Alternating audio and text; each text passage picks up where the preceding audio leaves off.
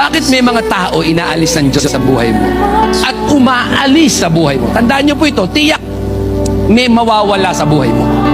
Tiyak may aalis sa buhay mo. Anong dahilan? Because God doesn't build your life on the people who left. Ayaw ng Diyos na i-build mo ang buhay mo sa mga taong umalis. Pag ayaw na sa'yo, tanggapin mo na.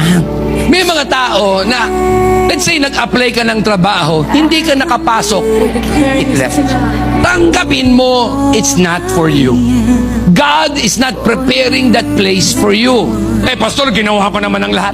Okay, ginawa mo ang lahat, and yet sarado ang pinto. Tandaan mo ito, Diyos lang ang pwedeng magbukas. Pag ang Diyos nagbukas, kahit sinong gusto magsara, hindi makapagsasara. Pero kapag ang Diyos na nagsara, kahit sino hindi pa na makapagbubukas. Tandaan niyo ito, mga kapatid. Whoever left your life, whoever walked away from you, was not part of God's purpose for your current season.